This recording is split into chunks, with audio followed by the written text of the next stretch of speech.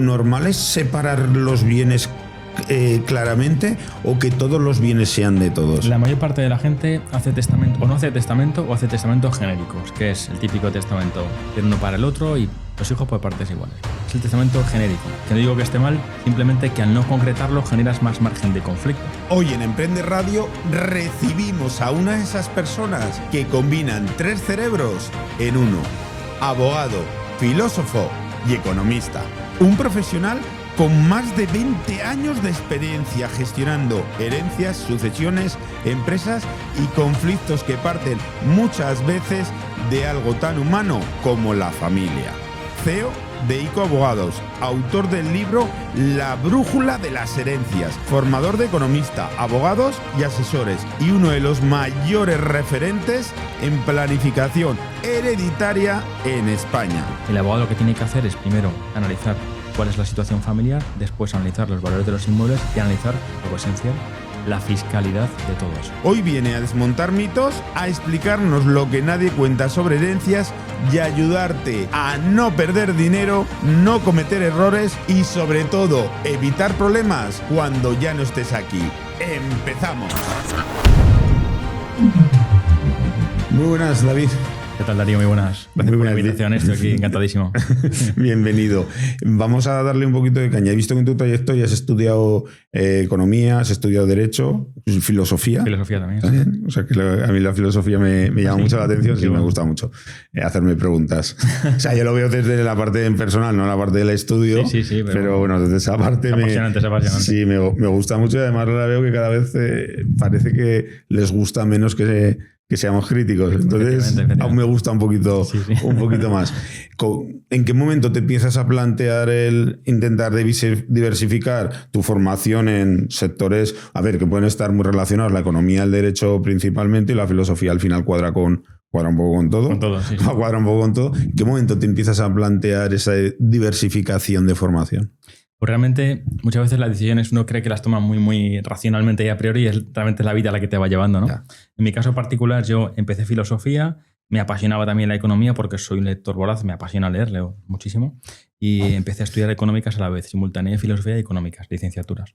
Y luego ya pues me empezó a traer la parte de la fiscalidad, me hice un máster en fiscalidad los fines de semana, monté una asesoría de empresa, primero una empresa de reformas, monté una empresa de reformas, luego una asesoría de empresas, aprovechando mi conocimiento en fiscalidad y como economista.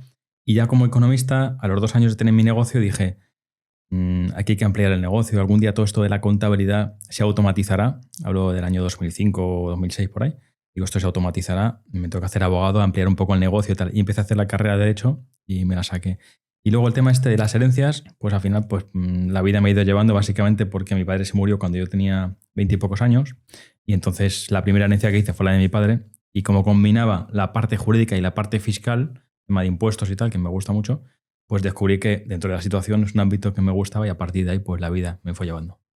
Estás muy centrado en el tema de la herencia y las sucesiones. Luego también has comentado una cosa de la contabilidad que me has parecido, digo, joder, este tío veía el futuro, porque realmente ahora la contabilidad con la inteligencia artificial, bueno, antes de la inteligencia artificial ya con los RPs y demás, todo. Está todo muy actualizado, pero es que ahora hay automatizaciones de todo tipo, casi que directamente desde que te entra en el banco el movimiento, tú lo puedes llevar ya al asiento que te toca y simplemente hay que revisar que las cosas se han hecho correctamente. O sea, tiene que haber una persona revisando, pero está muy automatizado. Nosotros en el despacho, de hecho, tenemos todo automatizado, se entra en los bancos automáticamente, se descargan movimientos y evitas errores manuales, todo lo que sea automatizarlo. Y el tema de la IA, mira, me hice un máster en inteligencia artificial este año. O sea, estoy a fondo con la IA. De hecho, di una clase para asesores fiscales hace nada, un mes o por ahí, porque estoy, apasionado con el tema de la IA. Vamos a centrarnos en el tema de la herencia, que yo creo que con esto tenemos para el podcast. Largo, para el podcast. ¿Cuáles son las historias más comunes que vives normalmente? Estábamos hablando un poco de este tema antes de que empezara a grabar. Entonces, yo sé que en base a que tú has movido muchas herencias porque tienes mucha actividad, pues ahora se encuentra de todo. De todo. Pero, ¿qué es lo más común que te encuentras en una herencia? O sea, normalmente en las herencias te encuentras cosas equivalentes y que se hacen las cosas, digamos, de una forma ordenada y equilibrada para que todas las partes se sientan a gusto. ¿O esto no es lo más común? Pues mira, mi experiencia es que, pese a que tengan mala fama las herencias, el 90% de la gente se lleva bien. el 90% de las herencias que hacemos son no contenciosas, la gente se lleva bien y ya está, ¿vale? Lo último que queremos en la oficina es que la tecnología nos pare. Por eso hemos confiado en Asus Business como nuestro partner tecnológico. Llevamos semanas trabajando con su ExpertBook Serie P y nos dan exactamente lo que buscábamos: seguridad de nivel empresarial y un rendimiento blindado para gestionar el negocio sin sustos. Es tecnología hecha para durar y adaptarse a nuestras necesidades. Sentimos que tenemos soluciones fiables que nos ayudan a prosperar en un entorno que cambia todo el rato. Para los que buscáis solidez para vuestra empresa, os dejamos el enlace en la pantalla y en la propia descripción del vídeo. ¡Seguimos! Y si lo piensas más o menos, tú quizá te llevas bien con tus padres, con tus hermanos. La mayor parte de la gente se suele llevar bien, ¿no? Evidentemente, los conflictos surgen en una minoría. Eso sí, cuando hay un conflicto, es un conflicto gordo. Porque en un procedimiento judicial de herencias hay una parte económica, pero también hay una parte emocional muy importante. Papá me quería dejar a mí esto, no sé qué. Bueno, puede haber a veces conflictos, ¿no? Pero muchas veces está sobre todo en el ámbito ya no tanto de padres e hijos, sino entre hermanos. Cuando ya han fallecido todos los padres y ya los hermanos es cuando ya, sin esa figura quizá de influencia paterna, es cuando genera un poco más de conflictos. Pero mi experiencia es que la mayor parte no son conflictivas. Las pocas que hay conflictivas son conflictivas. Yo ahí te comentaba cuando estábamos fuera de micro, bueno, estábamos en mi despacho, que yo creo que hay una parte que yo creo que en este tema se deben hablar las cosas y que se debe ser transparente, porque al final, si nos es un poco, y esto no le va a gustar a lo mejor a algunas personas, pero es un poco irresponsable. O sea, es de yo tomo la decisión y cuando explota esa decisión, yo ya no estoy para responsabilizarme un poco de esa decisión que he tomado. Claro, y eso sucede que probablemente entonces es cuando ya todo explote y ya no tenga nada de decisión. Por otro lado, me comentabas un poco, ¿no? De decir, ya ostras, pero que entonces el problema empieza ya antes, no empieza después de ya, pero es que el problema va a, o sea, si hay un problema, el problema va a existir. Claro. O sea, en esto lo tenemos que tener claro, ¿no? Lo que estamos comentando es, tú tomas una decisión por testamento, ¿se lo comentas a tu familia o no? La mayor parte de la gente, como digo, como se lleva bien, oye, pues tú sabes lo que hacen tus padres con sus cuentas bancarias, con su patrimonio, seguramente la mayor parte de la gente conoce eso de su familia, ¿no? Pero claro, cuando tomas una decisión, te compartí antes un caso, una decisión en la que quizá buscando un equilibrio entre dos partes que se llevan mal, tomas una decisión y te mojas y quizás sabes que esto no va a gustar a las dos partes por igual, pero crees que es lo más justo. Claro, si tú se lo comunicas, a lo mejor las dos personas se molestan contigo. Entonces digo, nunca tengo muy claro si es mejor siempre adelantarlo y generar un conflicto o dejarlo y luego ya pues tu decisión está tomada. Porque hay veces que, ¿sabes lo que pasa? Que como tu voluntad se puede modificar, he visto gente que presionaba al testador y que como no le gustaba lo que quería hacer, pues acaban presionándole y tal. O sea que ven un poquito bueno, si tú eres, o sea, me refiero, si tú eres una persona... si estás cognitivamente bien, hay problemas. ¿Sabes? Yo he tenido casos de gente mayor en la que notas mucho la influencia de algunos hijos sobre esa persona mayor. Te puedo contar muchos casos, ¿eh? Sí, no, que eso es lo...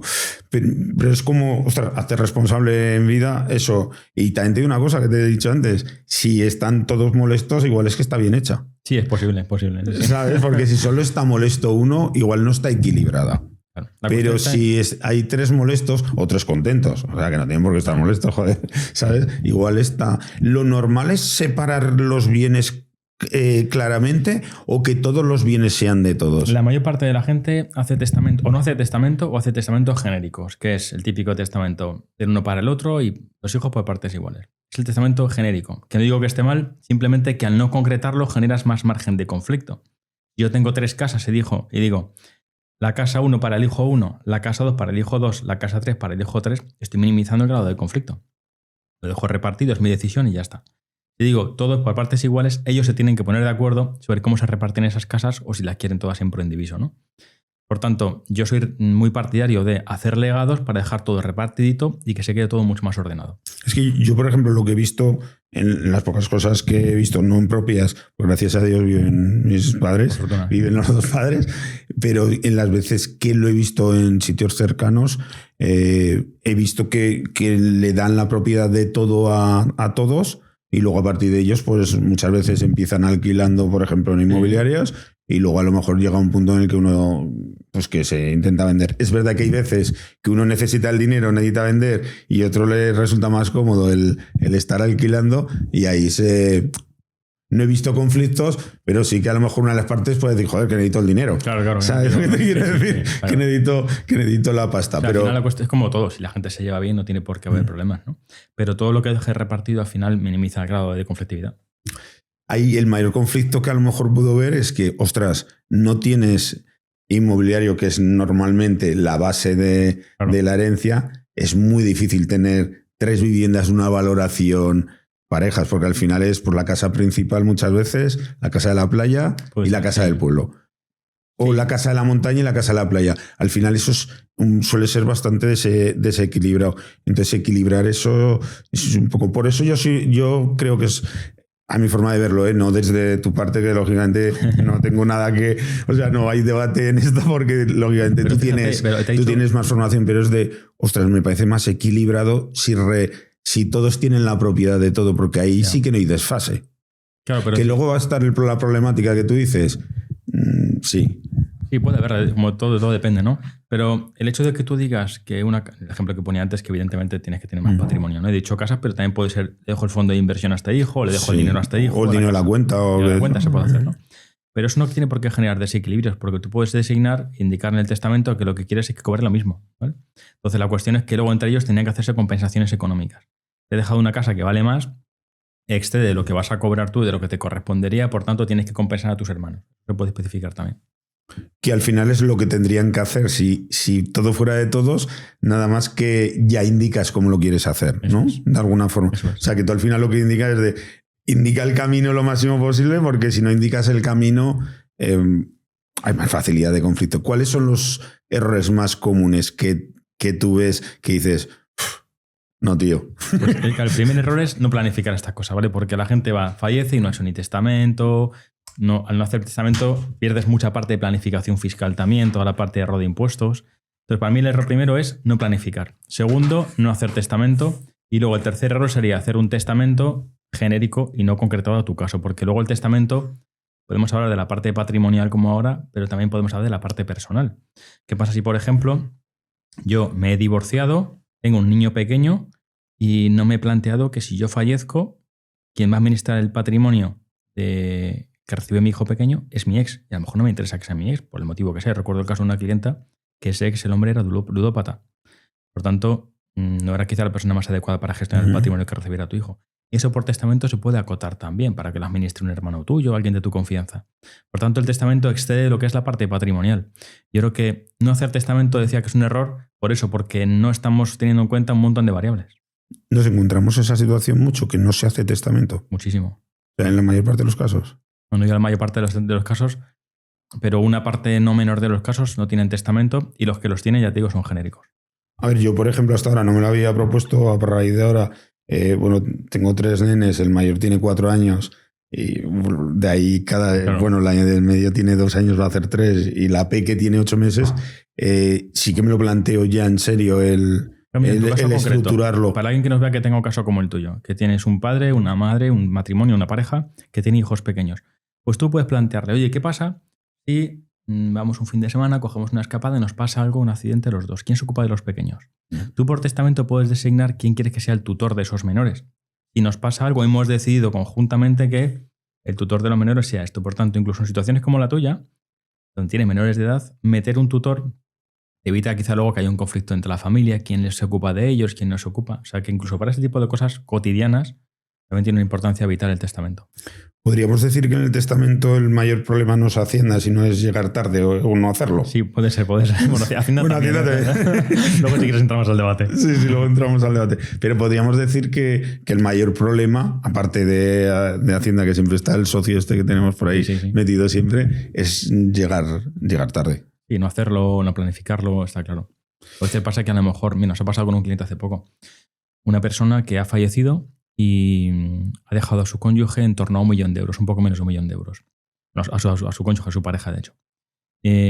Bueno, pues ha tenido que pagar esta pareja 495.000 euros, un 52% de impuesto. Ha pagado un 52% del impuesto. ¿Por qué? Porque no estaban casados y no eran pareja, de hecho. Eran novios, novias o como se llame ahora. Por tanto, esa falta de planificación, que hubiera sido súper sencillo, te casas o te inscribes como pareja, de hecho, en el registro autonómico, eso hubiera hecho que en lugar de pagar un 52% hubiera pagado un 1%. ¿vale? Una bonificación del 99%. De 495.000 a 5.000. Una cosa menor, fíjate lo que supone el ahorro. El no haberlo planificado tiene un impacto económico brutal. Te pongo un ejemplo muy básico. Planificaciones complejas que te puede generar también bastante ahorro, ¿no? Temas societarios y tal. Luego, si quieres, podemos debatirlo. Vamos a llevarlo a tierra del todo. ¿Qué es una herencia en términos legales y en términos fiscales? Porque todos más o menos nos hacemos una idea, pero a lo mejor si lo llevamos a tierra hay alguno que dice, ostras, claro, no lo veía así. Es muy interesante analizar qué es una herencia y cómo es una herencia en España frente a otros países. ¿Una herencia qué es? Básicamente es lo que transmite una persona a sus herederos, mortis causa, o sea, por causa de muerte, no es un acto inter vivos entre dos personas que están vivas, y que se compone de los activos y de los pasivos, las obligaciones que tenga, las deudas y también los derechos de cobro que tenga frente a alguien y todos los activos que tuviera, pisos, acciones, deudas. Todo eso es un pack, un bloque que recibe un heredero por parte de ese fallecido. Eso se llama herencia, lo que tú recibes. Y no se puede aceptar por partes, no puedo decir me quedo con el piso y renuncio a la herencia, a la deuda. No puedes, es un pack completo.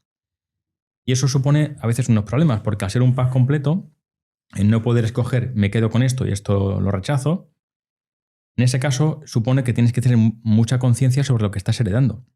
Porque si yo te digo vas a heredar lo que está en ese cajón, tú tienes que decir, bueno, ¿qué hay en ese cajón? Antes voy a mirarlo, no sé que hay una deuda enorme.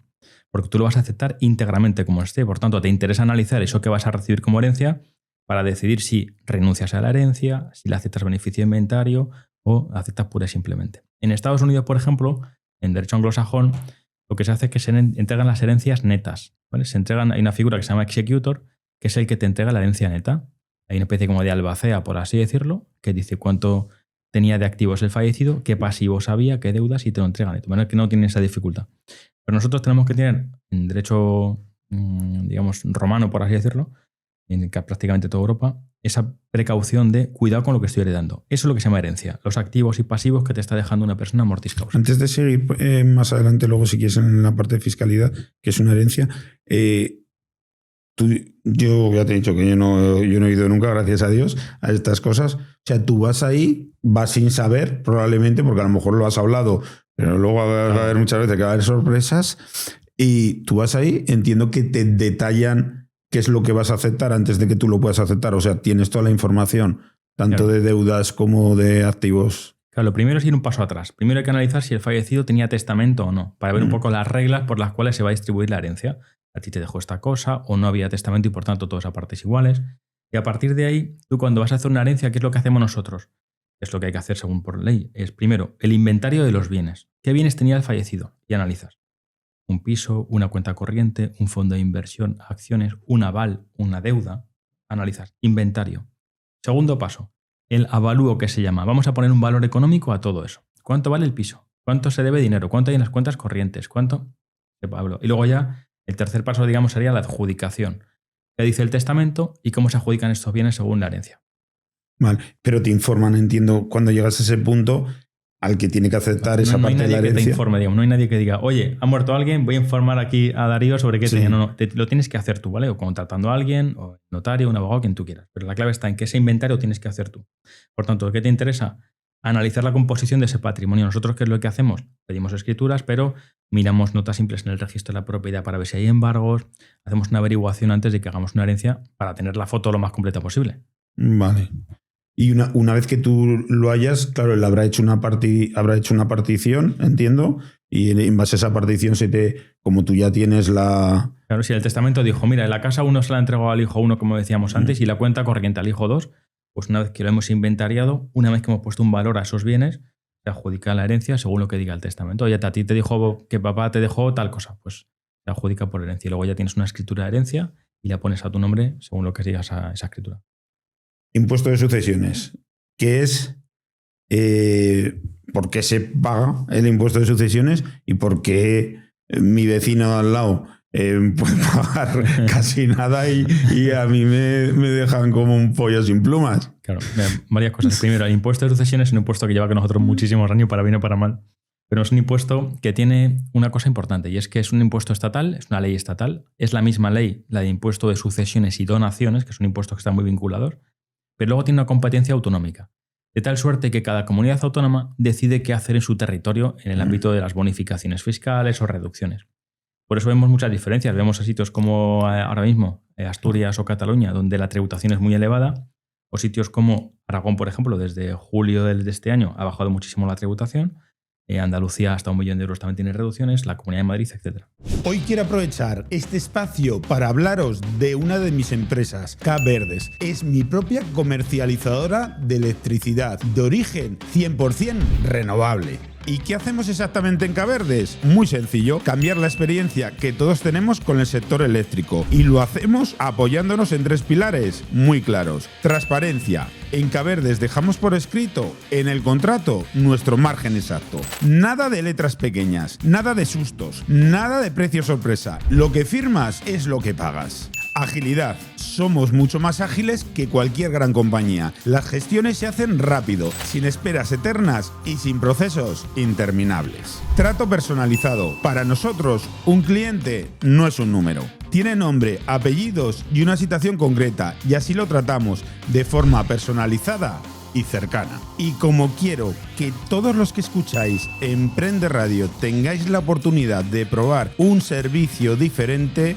vamos a mantener la oferta. Precio especial para oyentes, 0,11 kilovatios, las 24 horas del día, sin importar horarios, sin permanencias, sin complicaciones. Si queréis aprovechar esta oferta única, os dejo el link directo en la descripción del vídeo del episodio. Entráis, dejáis vuestros datos y nuestro equipo os hace el cambio de forma totalmente gratuita. K-Verdes, energía renovable, clara y pensada para ti. Seguimos con el episodio. Es una ley que es estatal, pero con un detalle autonómico que hace que actualmente haya algunas diferencias. A partir de ahí, ¿por qué puede ser que una persona pague más que otra? Primero, por ese elemento, la comunidad autónoma, donde reside cada uno. Pero incluso, aunque compartamos la misma comunidad autónoma, como lo que estamos pagando es según lo que cada uno reciba. Si a lo mejor mis padres me han dejado a mí más que a ti, pues yo pago más impuestos. Pero si me permite, vamos a darle una derivada adicional. Imagínate que tú y yo somos hermanos y recibimos una herencia de nuestro padre. Y nuestro padre nos va a dejar 1 millón de euros. Tú medio millón y yo medio millón. Pero resulta que tú eres un empresario de éxito, te va muy bien, tienes un grandísimo patrimonio y yo no. Yo tengo un patrimonio normal. Tu patrimonio excede de 400, 500 mil euros y el mío no. El patrimonio previo a la herencia. Bueno, pues tú vas a pagar más impuestos que yo, aunque recibamos lo mismo. Hay un concepto en derecho de sucesiones que se llama, en impuesto de sucesiones, que se llama patrimonio preexistente. El patrimonio previo a heredar es superior a 400 y pico mil euros, depende de la comunidad autónoma. El que tenga más patrimonio previo a heredar pagará más. De tal suerte que 2 personas, como tú y como yo, que vamos a recibir la misma herencia, tú vas a pagar más impuestos de sucesiones que yo, simplemente porque tu patrimonio previo a heredar es superior al mío. Fíjate hasta dónde llegan un poco los matices del impuesto de sucesiones. Un impuesto complejísimo, pero apasionante. Vale. Vamos a hablar de las donaciones. ¿Qué diferencia hay? Al final la donación es algo que lo hacemos en vida y en fiscal. Porque hay muchas veces que la gente se plantea, hacemos la donación o vamos ya a la herencia, ¿no? Al fallecimiento. ¿En qué casos puede ser interesante hacer una donación y en qué casos no? Y bueno, un poco al final esa temática. Pues mira, yo siempre lo explico de la siguiente manera. Seguro que no te sorprende si digo que en España muchas administraciones se pagan muchos impuestos, ¿no? Sí. Bueno, pues tenemos varias administraciones. La administración local, que son los ayuntamientos, donde pagamos, por ejemplo, el IBI, el IAE, plusvalía municipal, que se paga cuando vendes inmuebles y cuando heredas inmuebles también. Luego tenemos la administración autonómica, donde tenemos impuestos autonómicos. Impuesto, por ejemplo, de transmisiones patrimoniales, cuando compras inmuebles, impuesto de patrimonio, impuesto de sucesiones y donaciones, que hemos dicho antes que tiene competencias autonómicas.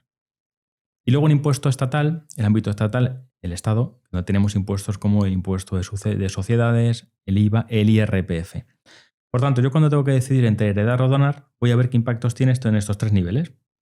Si mis padres me donan dinero, no hay plusvalía municipal. Perfecto. Pero si me donan un inmueble, me regalan un inmueble, por ejemplo, a mí, sí que hay plusvalía municipal. Y en las herencias, si hay un inmueble, también pago plusvalía municipal. De manera que, si me donas un inmueble o recibo por herencia un inmueble, en los 2 ámbitos, tengo que pagar plusvalía municipal. Hasta ahí, empate. Seguimos subiendo. Si me donas un inmueble, o me donas dinero, tengo que pagar impuesto de donaciones. Si recibo por herencia dinero o inmuebles, tengo que pagar impuestos de sucesiones. También ese ámbito autonómico también está cubierto con ese impuesto, ¿no? Con lo cual, hasta ahora podríamos decir, insisto, con matices, lógicamente, que empate. ¿Dónde está la diferencia para mí? Para decidir si es mejor heredar o donar. En el ámbito estatal. Porque en la herencia no hay IRPF, pero en la donación sí puede haberlo. ¿En qué ámbitos puede haberlo? Si mis padres me donan dinero, yo no pago IRPF. Mejor dicho, ni lo pago yo ni mis padres tampoco. Nadie paga IRPF. Pero si mis padres me donan un piso, mis padres pueden ser muy generosos, pero tributan en renta como si lo hubieran vendido. Con la diferencia de que cuando yo vendo un piso me entra dinero en el bolsillo y cuando lo dono no. Así que tus padres son muy generosos, te regalan a ti un piso y luego pagan la declaración de la renta. Nos pasó hace poco con una clienta. Hizo una donación porque estaba fiscalmente muy bonificada, hizo una donación de un piso, todos muy felices, hasta que llega una carta de Hacienda y dice, oiga, que una carta de Hacienda, ya que usted no ha declarado en el IRPF esta ganancia patrimonial. Y tributan la base del ahorro del 19 al 30%. Por tanto, donar o heredar. Lo primero que miro yo que es, ¿tributa esto en el IRPF? Ahora veremos si quieres cuándo tribute, cuándo no. Porque si tributa, lo normal es que no acabe compensando. Si les voy a donar a mis hijos un inmueble que compré hace 20 años y se ha revalorizado mucho, me va a tocar pagar una barbaridad en renta. No me compensa. Eso lo dejo para la herencia generalmente. Entonces, ¿cuándo puede resultar interesante? Cuando esa tributación en renta no tribute. O bien porque compré la casa por 100 y se la dono a mis hijos por 100 y por tanto no hay ganancia y la tributación es cero y a lo mejor me puede compensar. O bien porque cumple un requisito esencial en el IRPF y es que cuando dono o vendo la vivienda habitual del donante que tiene más de 65 años, está exenta. Así que si tus padres tienen más de 65 años y te donan la vivienda habitual, no tributan el IRPF. Ahí puede tener sentido plantearse donación o herencia porque quizás seguramente pueda ser o pueda compensar o pueda simplemente ser más o menos parecida. La cuestión está en que lo primero que miro es la tributación en el IRPF. Vale, que es más complicado de lo que en inicio una persona se puede plantear, que a lo mejor simplemente lo miras claro, en la base y te tienes que dar cuenta que tienes que ir por cada uno de los... Claro. De las fases de la administración, porque es que tenemos una administración que... Y luego fíjate lo que te digo, que es muy engañoso porque para la gente, porque primero no caes en la cuenta de que, oye, está muy bonificado el impuesto de donaciones en la comunidad autónoma, fenomenal, al 99%, genial, se lo dono. Ojo, cuidado que luego llega el IRPF y tenemos la sorpresa. Y la segunda variable es que tú a lo mejor estás aquí viviendo en Zaragoza, en Madrid, en Barcelona, donde estés, pero tienes una casa en Alicante. Si se la donas a tus hijos, aunque todos estéis aquí, tributas en Alicante. Por tanto, hay que mirar la tributación del lugar donde está la finca, el bien. Es un ámbito bastante más complejo del que pueda parecer, pero lo primero en la donación o herencia, mírate el IRPF. Hay unas donaciones que son más usuales, que es cuando un padre intenta ayudar a un hijo para la compra de su primera vivienda. Sí. En estos casos, ¿cómo funciona? ¿Hay alguna casuística en la que la donación no va a tener que estar tributando, o sea, que sea coste cero, para que nos entendamos? ¿O un padre no puede ayudar o le va a costar muy caro ayudar a su hijo en la adquisición de la primera vivienda? Prácticamente se puede hacer todo, la cuestión es el peaje fiscal que hay que pagar. Pero generalmente en la mayor parte de las comunidades autónomas, porque tenemos que verlas todas para analizarlo, la mayor parte de las comunidades autónomas, las donaciones de padres a hijos están bien tratadas. Si es de dinero, hemos dicho que no tributa en renta, por tanto, donar dinero. Mis padres me donan 100.000 euros para que yo me compre un piso. ¿Yo tengo que tributar algo? Simplemente la donación, el impuesto de donaciones por 100.000 euros, que generalmente, si se hace con los requisitos que establece la ley, estará bonificada al 99% o incluso al 100%. Porque hay muchas comunidades autónomas que están diciendo, si usted le dona dinero a un hijo para que se compre una casa, está bonificado al 100%, no pagas nada. Hay que liquidar el impuesto, etcétera, pero no hay que tributar. Por tanto, yo que recibo ese dinero de mis padres para que pueda comprar una casa, tendré que liquidar donaciones, seguramente muy bonificado. Y mis padres no van a tributar nada, porque el hecho de que me donen 100.000 euros no supone ninguna ganancia patrimonial para ellos. Por tanto, ¿lo pueden hacer? Sí. ¿Y suele ser por donación lo más lógico? Sí. Ahora bien, ¿qué hace mucha gente? Mucha gente dice, mira, supongamos que en mi comunidad autónoma es caro donarle a mi hijo 100.000 euros porque mi hijo tenía que pagar mucho, ¿no? Hay gente que dice, vale, yo que soy un poquito más listillo, sé que si le hago un préstamo y los préstamos no tributan, lo formalizo como un préstamo. En lugar de donarle a mi hijo 100.000 euros, le digo que le he prestado 100.000 euros y por tanto no tributa porque está exento por el artículo 45. Entre los dos caminos, donar o heredar o hacer un préstamo, la gente opta muchas veces por el préstamo haciéndolo como simulación. Y eso sí que es un riesgo. Porque al final, si acabo haciendo un préstamo, a diferencia de la donación, ¿qué pasa con los préstamos? Se devuelve. y los hijos al final no acaban devolviendo ese dinero. Por tanto, ¿qué teníamos que hacer aquí? Concluir que, efectivamente, si le voy a donar un dinero, se lo dono. No hagamos simulaciones porque puede haber problemas fiscales. Y analizar primero, lógicamente, la fiscalidad, porque muchas veces la gente se está complicando con cosas raras y está súper bonificado muchas veces, ¿eh? Vamos a ver la herencia cuando no tenemos hijos. ¿Qué sucede? O sea, una persona que no tiene hijos, ¿y qué sucede con la herencia cuando fallece?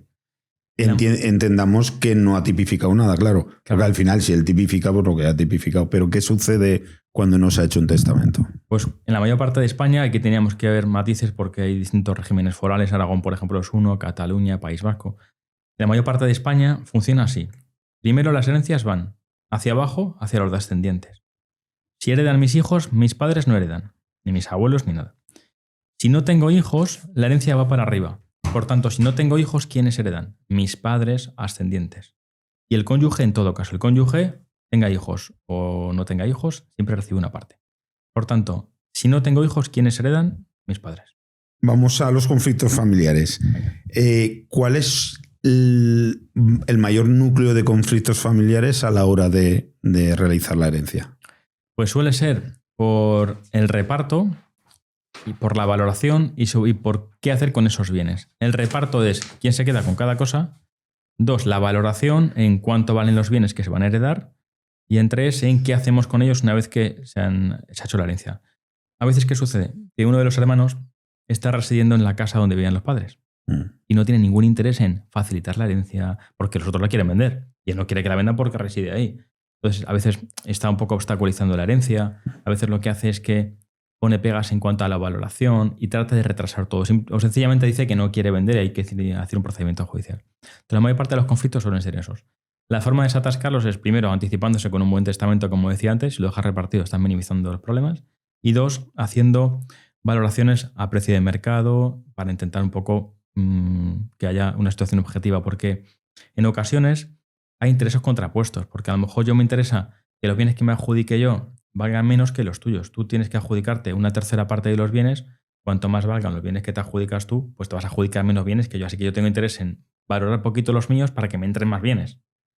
Entonces, a veces esos conflictos que hay sobre las valoraciones tenemos que buscar un poco la forma de mediar y solucionarlos, pero los conflictos habituales son esos. ¿Qué importancia tiene el abogado a la hora de minimizar todos estos daños, a la hora de evitar estas peleas? Pues depende de cómo sea el abogado. Sí. Porque hay algunos que casi empeoran la situación, ¿no? Pero bueno, generalmente, insisto, siempre soy muy pesado con esta parte, pero es como todo en la vida, la planificación te evita problemas. Anticiparse a todo esto, nosotros somos insistentes en toda parte del testamento porque te anticipa muchos problemas, vas por delante, tengo un hijo conflictivo.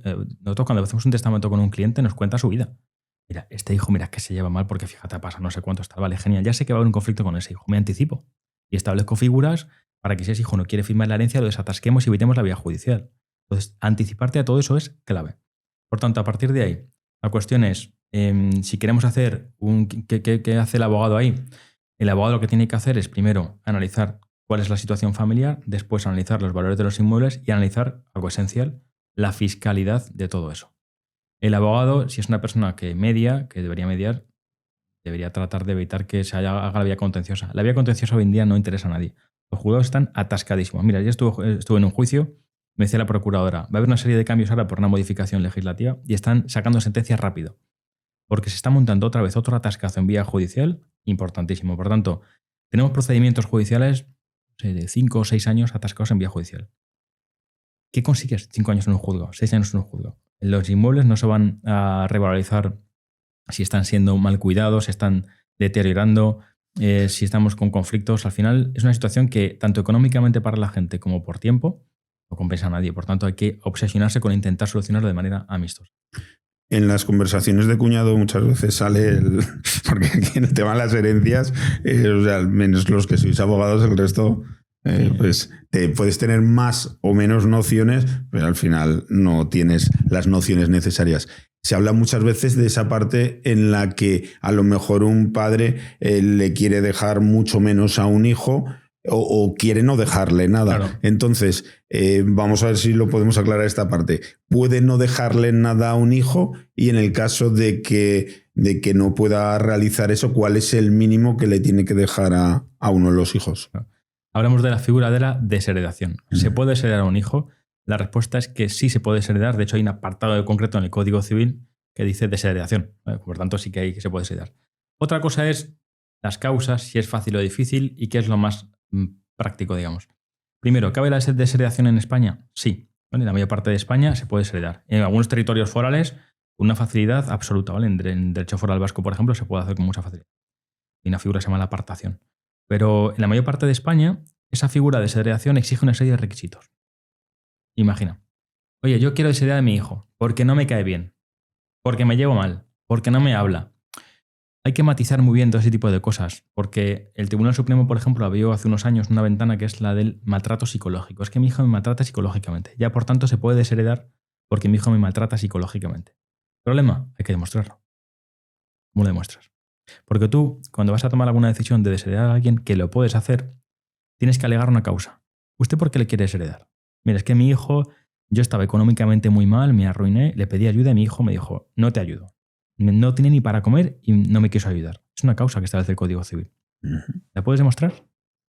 ¿La puedes demostrar? Perfecto. Puedes desheredar y ya está. Como decía un notario que se ha jubilado hace poco, cuando hacemos un testamento decía luego, bueno, ya se puede morir usted tranquilo.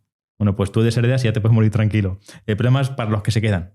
Porque los que se quedan luego tienen que tener la capacidad de demostrar frente al desheredado que el que ha fallecido tenía razón, que cuando dijo que le estabas maltratando psicológicamente tenía razón y se puede demostrar. Por tanto, tú desheredas, pero dejas a los restantes herederos con la necesidad de demostrar lo que tú dijiste si es que el otro lo impugna y lo puede impugnar. Tú me desheredas, yo le impugno y te toca a ti, heredero, el que te has visto beneficiado por mi desheredación, demostrar que lo que dijo papá es cierto. Por tanto, a veces le metes en un jardín al resto de hijos. ¿Qué hace la gente la mayor parte de las veces? Sí, está esta figura, sé que mi hijo se ha portado mal conmigo, sé que no quiere tener ninguna relación conmigo, pero si no tengo la capacidad para demostrarlo, ¿qué hago? Mira, pues le dejo la legítima estricta y ya está. Es un poco lo que estabas diciendo tú. Bueno, ¿qué es lo mínimo que se le puede dejar?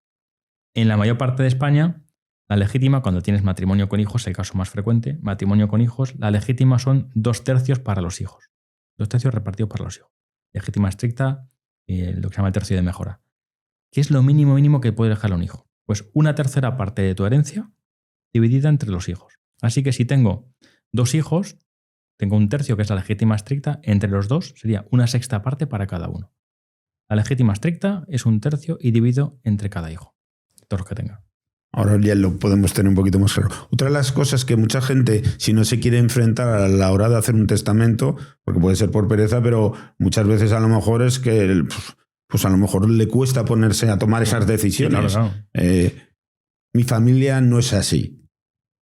Este es un problema que te encuentras frecuentemente, es una excusa de mal pagador que digo yo que nos hacemos para intentar no enfrentarte a eso. La encuentras con regularidad, decir que no va a haber problemas, que mi familia no es así, en mi familia no se va a discutir. Y seguramente no se discuta, ya digo que en mi experiencia es que la mayor parte de la gente se lleva bien, ¿eh?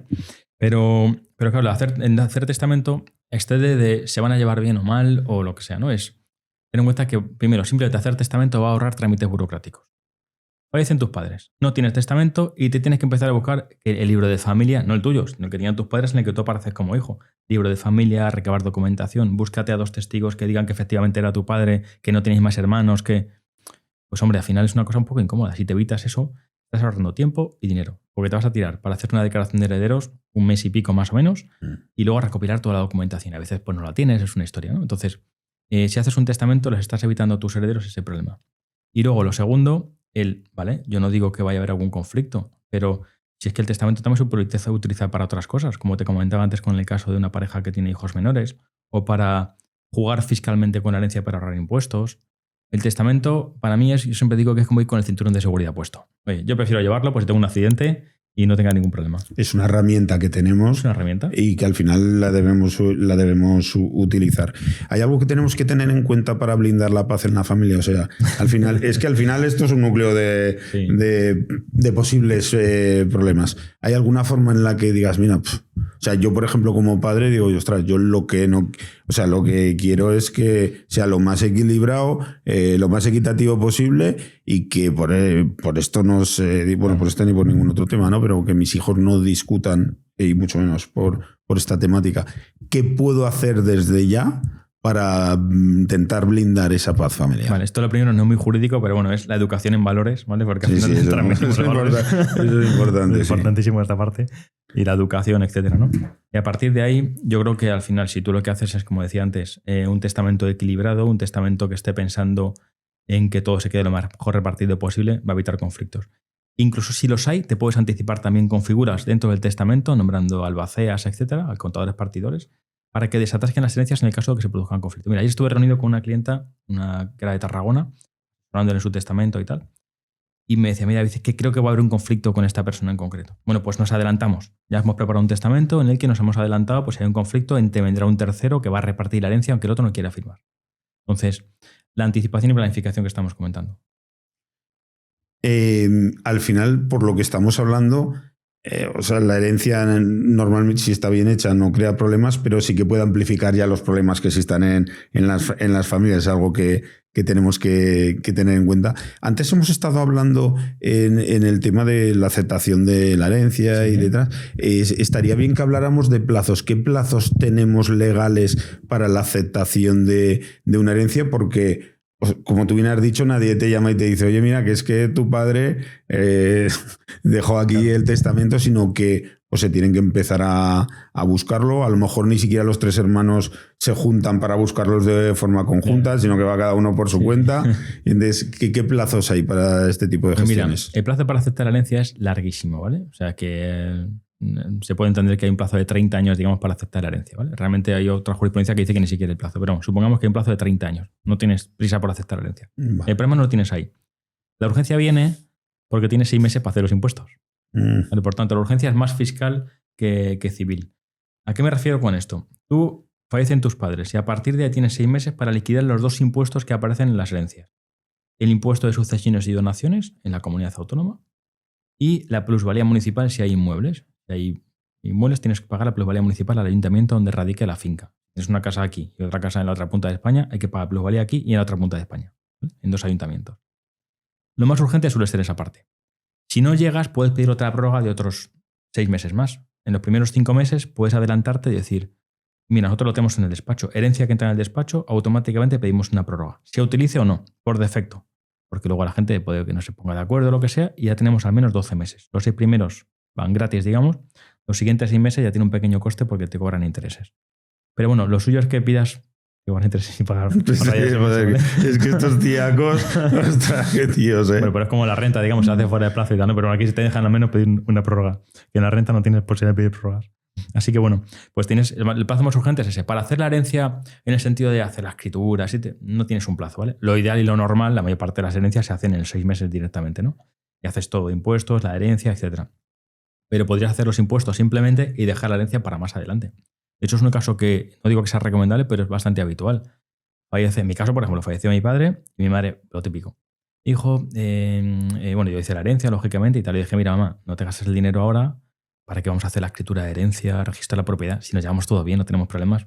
Quédate tú en la casa, que es tuya, ¿no? En el fondo, ¿no? Bueno, pues luego mi madre se empeñó y dijo, no quiero que la arregléis.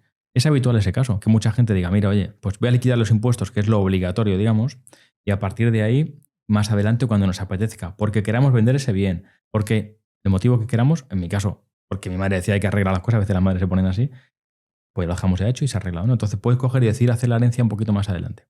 Lo urgente siempre son los impuestos. Y lo ideal, hacer todo a la vez. Escritura de herencia, liquidación de impuestos, si lo dejas todo, perfecto. Y a nombre ya, cada uno de los herederos repartidos. Ahora normalmente se hereda más ladrillo que efectivo, aunque también hay mucho dinero por ahí en fondos y en inversiones y en cuentas que no están haciendo nada, me refiero. Eso es otro tema, ¿eh? Ese es otro tema. ¿Qué cosas se tiene que tener en cuenta con el ladrillo? ¿Qué es lo que más se va a encontrar la gente? Porque al final la gente normalmente lo que va a heredar es el piso de los padres o una vivienda en la montaña, en la playa, en el pueblo o lo que sea. ¿Qué tenemos que tener en cuenta?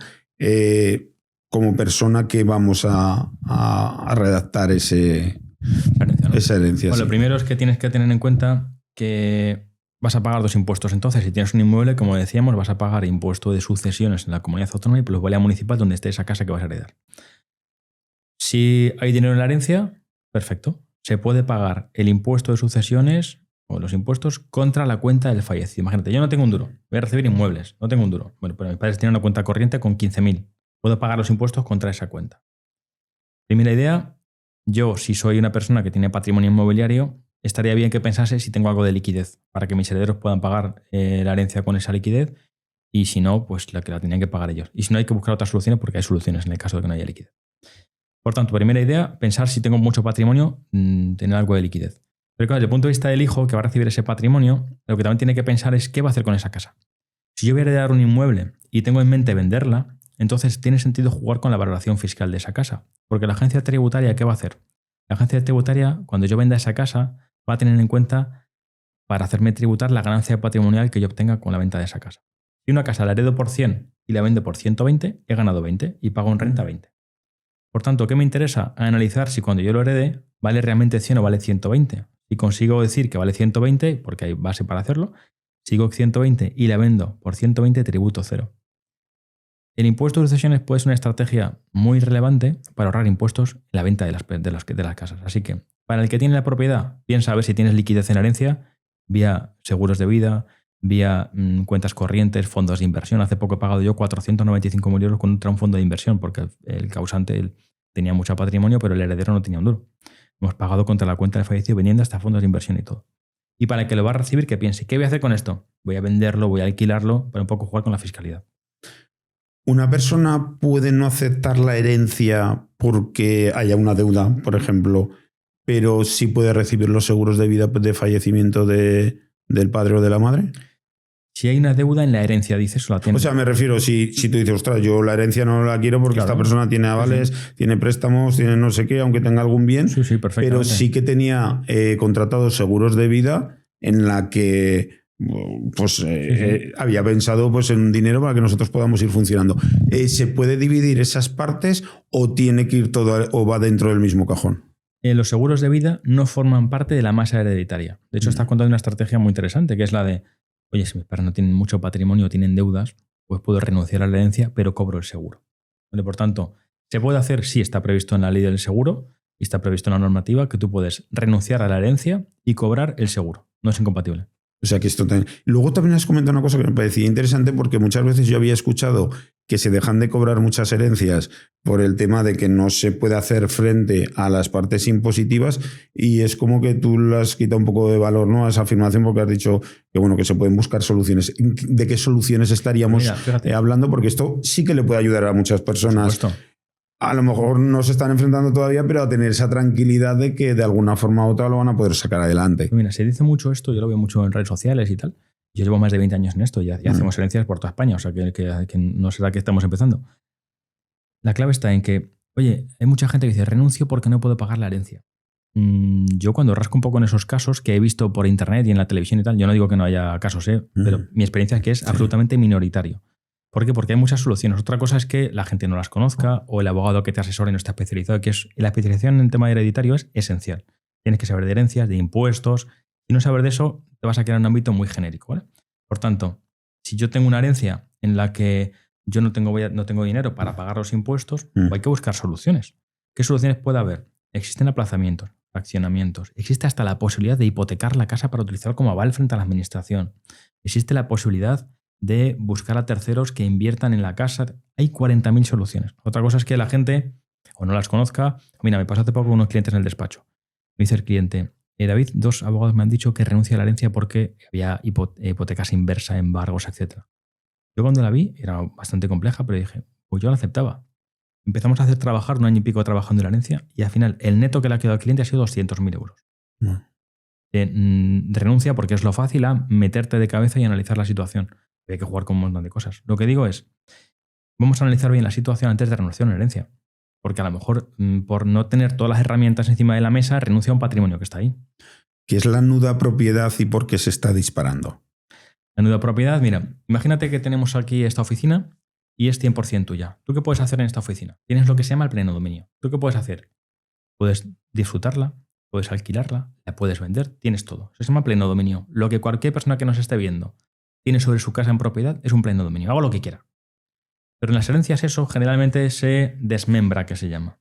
Y una persona acaba teniendo el uso y disfrute, el usufructo, puede vivir, puede alquilarlo, pero no es propietaria de la cosa. Y otro es el propietario, pero no puede disfrutarlo porque lo disfruta otro. En este caso, el que tiene la propiedad sin derecho a usar ese bien se llama nudo propietario. En las herencias generalmente, ¿qué pasa?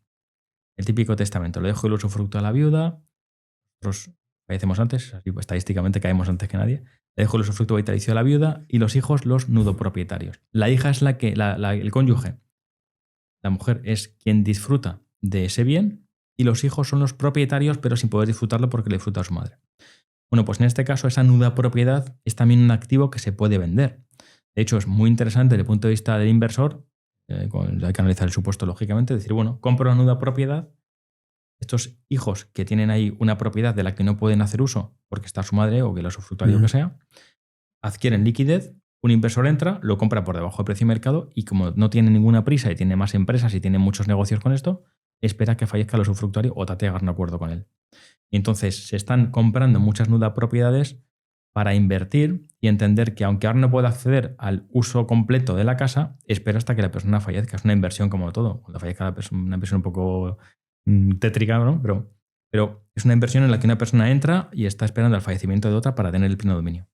Sí, en el podcast Búscate la vida un día José Elías dijo que estaba invirtiendo en la propiedad. Sí, mucho porque como le da igual, o sea, que es una inversión más que él tiene dentro de todos los activos que tiene, no tiene prisa, compra bienes a precios por debajo del mercado y lo único que tiene que esperar pues que al final, porque cuando esa persona fallezca, pues ya ejecutará el uso que quiera hacer con el bien, ¿no? Se hace pleno propietario de ese bien y ya dispone libremente. Cuando heredamos una vivienda y la queremos vender, ¿qué tenemos que tener en cuenta y de qué forma lo tenemos que hacer? Porque muchas veces existen, pues si tienes una propiedad ya no sea heredada o no, pues si la vendes en ese año y no has hecho otra inversión, pues puedes tener problemas con Hacienda más que problemas. Bueno, que te van a esquilar. Sí, ¿vale? Como una oveja, te van a dejar pelado. Entonces, ¿qué tenemos que tener en cuenta? ¿Qué cosas tienen que prever? Lo primero las personas. Es esencial. Lo primero es el tema que decía antes del impuesto de sucesiones. ¿Cómo se ha hecho esa herencia? ¿Cómo ha entrado en tu patrimonio? ¿Por qué? Porque cuando tú vendas el inmueble hay que ver el precio de venta, que es el que te va a determinar el mercado, por cuánto vendes esa casa, pero también hay que ver por cuánto la has adquirido. Y ahí, si es por herencia, el impuesto de sucesiones es el que te va a marcar cuál es el precio de adquisición. Por tanto, esencial la planificación fiscal. Nosotros tenemos la parte de herencias y una inmobiliaria y coordinamos todo. Te hago la herencia y te vendo el piso. Está todo súper coordinado, ¿vale? Para que los clientes que van a vender el inmueble tengan toda la parte cerrada. Por tanto, planificación en cuanto a la herencia para luego tener en mente la venta. Y después, lógicamente, para mí lo más importante es que haya acuerdo, ¿vale? Porque si no tenemos acuerdo tenemos un problema. Y a partir de ahí, si quieres la parte fiscal de si existe algún ahorro por vender inmuebles, es muy complicado en el tema de las herencias, el tema de la reinversión que comentabas y tal, porque la exención por reinversión es en vivienda habitual. Y normalmente, cuando tú recibes una herencia de tus padres, tú no es tu vivienda habitual, tú tienes tu casa y es la de tus padres. Por tanto, no existe exención por reinversión por vivienda habitual porque no es tu vivienda habitual. Otra cosa es que alguno de tus padres puede aplicárselo sobre si así ven un inmueble que es una parte que sea suya en pleno dominio, lo que sea, eso puede ser. Pero tú como heredero, en principio no vas a tener ninguna bonificación en el IRPF. Otra cosa es que, insisto, si juegas bien con la planificación fiscal de la herencia, acabes pagando 0. Veníamos de un modelo en el que la base del patrimonio que generaban nuestros padres era en base a los activos que ellos adquirían. Pero te pregunto tu opinión, ¿tú crees que ahora estamos yendo cada vez más a un modelo que la base del patrimonio de las personas va a ser los activos que hereden? Claro, realmente es verdad que parece que la acumulación de patrimonio por parte de la generación anterior es mayor que la de ahora, al menos aparentemente. A la gente le cuesta mucho más acceder a viviendas y hace unos años eran más económicas. Por tanto, el patrimonio inmobiliario que estaba a nombre de nuestros padres, seguramente nosotros tengamos menos. Quizá tenemos otras cosas. A lo mejor la generación más joven pueda tener criptomonedas y pueda tener bitcoins, oro o el activo que sea. Sí, que vamos a otro modelo de sociedad. Con los retos que supone eso, porque claro, en las futuras herencias veremos cómo se gestiona toda la parte de las criptos, toda la parte de... Eso nos va a llevar a un desequilibrio también de la sociedad. Las personas que no hereden cada vez van a tener menos patrimonios y las personas que vayan acumulando herencia en sucesivas generaciones cada vez van a tener pues mucho más patrimonio, ¿no? O sea, que se va a generar un desequilibrio en la sociedad. Y veremos hacia dónde va la tendencia, porque en los últimos años el impuesto de sucesiones ha ido bajando en la tributación. De padres a hijos ya está bonificado prácticamente en todos los sitios. Pero leí ayer un artículo de Bruselas que está incentivando a que aumente la tributación de las herencias. precisamente un poco por la línea que dices tú, ¿no? Ese tipo de desigualdad que puede haber, etc. La cuestión está en si eso será eficaz, si realmente sirve para ese fin que teóricamente quieren tener. Es otro debate interesante. La pregunta que te iba a decir ahora es si pensabas, que me la respondí un poco, si pensabas que al final los estados, los gobiernos, en nuestro caso la Comunidad Europea, va a ir a endurecer todavía más o a suavizar. Pues mira, todo depende un poco, porque Bruselas ha sacado eso hace 2 o 3 días, una noticia que ha salido. El Banco de España hace unos meses dijo que habría que armonizar el impuesto de sucesiones porque hay muchas diferencias en las distintas comunidades autónomas. Tú piensas que el sentido del impuesto de sucesiones, no parezca bien o mal, el sentido teórico es el de generar una redistribución del patrimonio, ¿no? Es decir, hay gente que tiene más patrimonio acumulado por lo que sea y que lo pasa a la siguiente generación y quieren crear un equilibrio entre personas que reciben más patrimonio frente a las que reciben menos. No digo ni que me parezca bien ni me parezca mal, solamente estoy definiendo, que ya me conozco los comentarios, ¿vale? Entonces, sin mojarme mi opinión, que me puedo mojar sin ningún problema, sin mojarme, la cuestión está en que eso es lo que teóricamente justifica el nacimiento del impuesto, ¿vale? Pero claro, decía el Banco de España, si está bonificado el 99% en muchos sitios, ¿qué redistribución están haciendo? La gente no está pagando nada. Y luego otra pregunta sería, vale, ¿lo cobras? Y luego, ¿qué uso haces de ese dinero? Supongamos que se utiliza para redistribuir. Cobras a la gente el impuesto de sucesiones, cobras cantidades altas y luego, ¿qué haces con ese dinero? ¿Lo utilizas para mejorar desequilibrios en la sociedad o te lo estás quedando para otro tipo de gastos? ¿Vale? Es otra cuestión. Yo sí que me voy a mojar, y es que al final tú, si te la estás jugando durante la vida, o sea, si tu padre tiene sus negocios o como tú que tienes varias empresas, tienes sus negocios, te la estás jugando porque tú quieres al final darles lo mejor a la gente que venga por detrás tuya, aparte de que has querido tener pues una mejor vida. Mientras tanto hay otras personas, que es muy legítimo, que han decidido pues no jugársela o se la han jugado y les ha ido mal. O sea, puede haber mucha serie de circunstancias. Entonces yo entiendo que esa persona que pasa por una mala situación se le puede ayudar desde el Estado, desde las administraciones, pero no a base de sesgar todo el trabajo que ha estado haciendo una persona para dejarle a los suyos. 100%, porque en el fondo lo que hay detrás es la idea de la acumulación de patrimonio es mala. No es la idea de no ayudar al que es no quitar al que ha decidido el querer componer un patrimonio. El ejemplo que te ponía antes, ya no digo en la propia transmisión del patrimonio de una generación a otra. ¿Por qué, si el ejemplo que te decía antes de que tú y yo recibimos 500.000 euros, si tú tienes más patrimonio que yo, ¿por qué vas a pagar más que yo? Analízalo. Bueno, eso ya nos pasa en el IRPF. Sí, pero es un patrimonio previo a la herencia. Yo estoy recibiendo esto y acumulo porque tengo un patrimonio previo, pero un patrimonio porque me he jugado, como dices tú, todo... Pero que esto no sucede en el IRPF, que muchas veces dice, es que los que más tienen no pagan. No, los que más tienen ya pagan más. Y si pagáramos el mismo porcentaje IRPF, seguiríamos pagando más. Porque si tú pagas un 10%, que yo creo que ya quitarle a una persona un 10% de lo que genere por su actividad, está bien. ¿Vale? Sí, es el concepto de... Ya, si uno tiene 30.000 al año y el otro tiene 500.000, el de 500.000 está pagando más, pagando el 10%. O sea que ya hay desequilibrio en esa parte. De proporcionalidad, como el IVA, por ejemplo, si compras más bienes, pagas más IVA. Proporcionalidad o progresividad. El impuesto de sucesiones y donaciones y el IRPF son impuestos progresivos. Se supone que cuanto más ganas, pagas más que ir proporcionalmente a lo que ganas.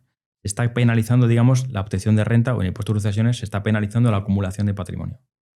Has dicho que a la hora de redactar los testamentos es importante ir a través de algún abogado especializado en herencias, porque a lo mejor habrá abogados, los abogados estáis especializados en muchas parcelas del derecho. Y habrá muchas personas que digan, vale, yo estoy hablando ya con mi abogado, ¿sabes lo que te quiero decir? Ostras, que tengo que tener en cuenta cuando estoy hablando con él. Claro. Mira, yo de hecho, una de las cosas que hace desde hace 2 o 3 años es que yo formo abogados de toda España en esto, de una formación online donde yo enseño a abogados temas de fiscalidad, de herencias y tal, ¿no?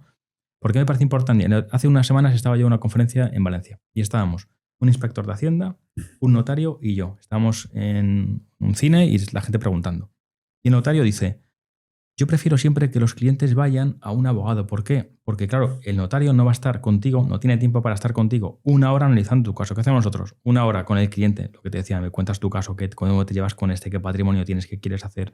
Redactamos un testamento, leemos con el cliente otra vez el testamento y luego ya vamos a firmar una notaria. La gente no tiene tanto tiempo para una cosa como un testamento porque económicamente no es rentable. Al final un notario va a cobrar una cantidad relativamente pequeña por hacer un testamento y no puede estar contigo 3 horas. ¿Vale? Entonces, Al final, creo que para el propio cliente tiene más sentido invertir en un abogado. Yo siempre recomiendo que sea especialista porque como yo formo abogados, sé cómo salimos de la carrera. Entonces sé que de la carrera sales con una noche. ¿Sabes cuántas horas? Mira, un día hablaba con un profesor de la universidad en Sevilla. ¿Sabes cuántas horas dan los abogados en materia de sucesiones en la carrera de Derecho? Más o menos me comentaba que unas 15 horas. De cualquier profesión que sabes tú, con 15 horas. Nada. Y sin ver fiscalidad. Imagínate, dice, no tengo ni idea. O sea, el tema es complejo, que es que el tema es complejo. Es muy complejo. Entonces, dice, bueno, una persona que esté con su abogado, ¿qué tiene que hacer? Primero, intentar saber si es una persona que sabe de esto realmente, ¿vale? Y lo segundo, siempre importantísimo, la parte fiscal, ¿vale? Es decir, yo civilmente te puedo decir, haz A o B, pero el impacto fiscal a lo mejor es tan relevante que me puede interesar a lo mejor y por una opción que no me ha dicho el abogado. Por tanto, el abogado me tiene que asesorar en los dos ámbitos, el civil y preguntar yo también por la parte fiscal. ¿Y esto cómo tributará? Oye, ¿puedo ahorrar de alguna manera esto? Porque luego me encuentro que la gente hace cosas y se le olvida la parte fiscal, que es donde está la magia. Ya te he dicho que yo ya me estoy planteando desde hace un tiempo el hacer el primer testamento. ¿Cuándo tenemos que plantearnos hacer ese primer testamento? ¿Y qué no debemos meter dentro del testamento que nos va a generar problemas? Vale. Testamento, ¿cuándo hay que hacerlo? Con 14 años, cuando dice la ley que se puede hacer, pues no tiene sentido 14 años, salvo cosas raras, no es habitual, ¿vale? No, sí.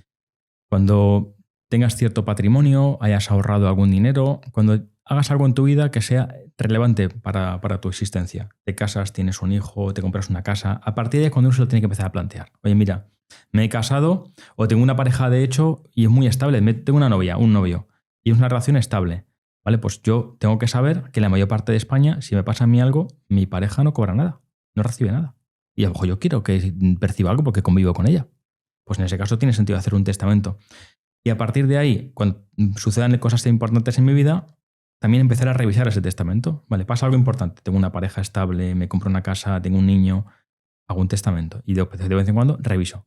¿Cada cuándo? Pues no es que el testamento no caduca. No hace falta que miremos cada 3 meses el testamento. Pero cuando sucede alguna cosa relevante, tengo otro hijo, me he divorciado, no quiero que mi ex acabe administrando el patrimonio de mi niño, que decíamos antes. Hay muchas figuras en las que cuando sucede algo importante, tengo que incluirlo. ¿Qué cosas no tengo que incluir en el testamento? Por ejemplo, en el caso que estaba comentando, cuando una persona se divorcia, recomiendo hacer un nuevo testamento, ¿vale? Porque lo hiciste estando casado, aunque el ex no va a cobrar nada con carácter general. Si tienes que tener en cuenta circunstancias como las de yo fallezco, va todo a mi hijo, y si mi hijo fallece y es pequeño y no tiene hijos, va a mi ex. A lo mejor yo no quiero que mi patrimonio acabe en las arcas de mi ex, ¿vale? Sí. Entonces, son pequeñas cosas, pero es importante, ¿vale? Por tanto, revisar el testamento es esencial. ¿Qué no incluir? Hombre, sobre todo hay en redes sociales, ya sabes, como todo el mundo sabe leer guiones, otra cosa que luego se va a contestar, pero hay mucha gente que está ahí dando recomendaciones muy absurdas. Mira, una mujer mayor a mi despacho, la pobre venía con una hojita que toma nota. Me dice, mira, quiero incluir esto en mi testamento. Me dice, un fideicomiso, ¿vale? Dice, un fideicomiso para ahorrar impuestos, no sé qué y tal. Se ha viralizado que se pueden meter fideicomisos en los testamentos. Como si fuera un trust. En Estados Unidos existe la figura del trust. Aquí existe la sustitución fideicomisaria, pero es otra cosa, ¿vale? Entonces la gente lo que dice es que, me decía la mujer, no meter en el testamento, sino que quería hacer un fideicomiso en vida. ¿Vale? Que es una cosa que en territorio común en España no se puede hacer. Ir a profesionales, porque al final estamos escuchando por redes sociales mucha gente que está haciendo recomendaciones de mete una cláusula de libre disposición de la herencia para que se paguen los impuestos con la cuenta del fallecido. Una idiotez porque ya lo permite la ley desde hace 1000 años. Haz un fideicomiso en vida para ahorrar impuestos. Otra idiotez que no se puede hacer en España. Por tanto, ir a profesionales que sepan de esto. Personas se preguntarán a lo mejor, oye, yo estoy casado, estoy en régimen de separación de bienes o, bueno, gananciales, en la que sea. ¿Tendría que hacer el testamento en alguno de los dos casos unificado con mi mujer? ¿Lo tenemos que hacer de forma separada? ¿Cómo hay que actuar en estos casos? Siempre es recomendable hacerlo de manera conjunta, cada uno el suyo, evidentemente, porque, salvo en algunos territorios, no existe esa figura de que lo hagamos conjuntamente. Cada uno hace su propio testamento. Y yo siempre recomiendo que se hagan testamentos mirando qué hace el otro. Porque si no puede haber contradicciones. Imagínate que yo tengo una casa compartida con mi marido o con mi mujer, a medias, a 50%. Y yo digo, se lo quiero dejar a mi hijo. Yo cojo y mi parte, mi 50% se lo dejo a mi hijo por testamento. Pero mi pareja, mi marido o mi mujer no hace eso. Por tanto, ¿qué va a pasar? Que, vale, yo le he dejado a mi hijo mi parte, pero luego vamos a generar una copropiedad en la parte de mi marido. Por tanto, mi hijo va a compartir la propiedad con a lo mejor sus hermanos y yo no quería eso porque sé que va a haber conflicto. Tendría sentido coordinar con mi marido el testamento para que los dos decidamos que le vamos a dejar esa casa a nuestro hijo. Mi 50% y su 50%. Así que hay una cosa que yo denomino el testamento cremallera, que consiste en que analizamos los dos testamentos para que todo encaje a la perfección. Imagínate, como hace poco con una clienta, cuando tenemos componentes internacionales. Yo estoy aquí y el otro es británico y tiene un testamento con otra legislación diferente. Entonces, esencial hacerlo conjuntamente, cada uno el suyo, pero pensando que va a hacer el otro. Y es posible, lógicamente. Pensamos muchas veces cuando es la figura del testamento el que va a suceder, pues que tus padres se van haciendo mayores y al final pues va a haber una muerte y además pues puede ser pareja en el tiempo de los dos, pero puede suceder que una persona pues de mi edad fallezca, por ejemplo, y bueno, si tiene que hacer un reparto, pues si le dejas algo a tu mujer y le dejas a tus hijos, ¿qué es lo más equilibrado y qué es lo más conveniente a la hora de hacerlo? Ya sé que es muy... La respuesta me la sé, que es muy personal, que es algo muy personal, pero yo muchas veces cuando he hablado de estas temáticas digo, ya, pero que, ostras, en base a vuestra experiencia, ¿qué es lo más... O sea, si yo quiero hacer lo más equilibrado y lo más justo para todos, pero protegiendo a las partes... ¿Cómo mierda lo hago? Claro. Perdón de la expresión. ¿Sabes lo que te quiero decir? Porque, claro, te pones a... Yo soy una persona que le da el bolo mucho y así me pasa que luego a veces tengo jaquecas. Ostras, al final dices, ostras, yo quiero proteger a mi mujer de que no le puedan crear problemas por si algún día se tuerce con los hijos, pero también mi mujer puede rehacer su vida y yo quiero que mis hijos tengan protegidos su futuro con los activos. O sea, ¿cómo se puede hacer eso de una forma equilibrada? Porque antes te decía, hay que hacer testamentos personalizados. Si ahora te viene instrucción general, estaría contradiciendo lo que acabo de decirte hace 2 minutos. Por tanto, ¿por qué? Pero simplemente porque no hay ninguna regla general. Yo te puedo decir, mira, el testamento que más se hace en España es ese que la gente dice el uno para el otro, que es le dejas al cónyuge el usufructo vitalicio de toda la herencia y los hijos son nudopropietarios. ¿Ese testamento qué cosas buenas tiene? Bueno, estás dejando el usufructo, uso y disfrute de todos los bienes a tu cónyuge, de manera que vive en las casas, las puede alquilar si tiene más de una casa, disfruta de todo. Y los otros hijos son propietarios ya, pero hasta que no fallezca no van a disfrutar de los bienes, un poco por simplificar, ¿vale? Entonces, ¿ese testamento tiene sentido? Sí, con carácter general tiene sentido. Pero luego hay que ver el caso, porque a lo mejor uno de los hijos le va a reclamar a su madre la parte, entonces puede tener sentido establecer algún tipo de cláusula penal para que si ese hijo realmente le reclama y va en contra de lo que yo acabo de decir por testamento, cobre menos y cobre legítima estricta y se lleve la parte del hermano que sí acepta mi voluntad. Entonces hay que hacer un juego de intereses para que al final se lleve a cabo la voluntad del testador. Y una cosa que me parece esencial en los testamentos, para añadirte alguna cosa un poco así de contenido, este que te habla está como contador partidor, albacea de contador partidor en, no sé, literalmente miles de testamentos, ¿vale? Porque es una figura que la gente no conoce mucho y desatasca muchas herencias. El hecho de que tú estés como contador partidor hace que si un hijo no quiere firmar la herencia, ese contador partidor puede desatascarla. Puede hacer la escritura de herencia, puede firmarla y ser responsable de hacer toda la herencia. Por tanto, si preveo conflictos, hay que meter una figura de un contador partidor. Ya te digo, este que te habla está en miles de testamentos. Y no puede ser ninguna de las partes, entiendo. Yo recomiendo siempre que sea un profesional, no, pues ninguna de las partes porque tendría intereses. Yo recomiendo que sea un profesional. ¿Por qué? Porque al final es alguien que tiene que hacer la herencia. Pero puede ser alguien de tu confianza, puede ser un hermano o quien sea, ¿eh? Sí, que sea un profesional porque también tiene nociones. Sí, a veces ¿qué pasa? Que a lo mejor el contador partido es un hermano y nos contratan a nosotros porque el hermano no sabe hacer la herencia a lo mejor, pero no tiene por qué ser un profesional. Yo lo recomiendo porque para mí tiene sentido. Igual que yo, cuando voy al mecánico, pues busca un profesional porque a lo mejor yo me cargo algo, ¿sabes? Pues algo parecido. ¿Estás casado? Sí. En separación de bienes. No tienes hijos. Te iba a meter en una frente y te iba a decir tú cómo lo harías para que me dijeras lo más... bueno, al final uno pues, intenta hacer las cosas Pero mira, te cuento para lo mejor posible. Yo no tengo para concretar cosas que me gusta mucho concretar. Yo estoy casado y no tengo hijos, pero tengo un sobrino de 2 años, ¿vale? Que me ha cambiado la vida. Estoy enamorado de mi sobrino. Nunca había hecho eso de cogerme un día en lugar de trabajar, estar con mi sobrino para jugar a los coches un día entero. Es una cosa que me cambió la vida.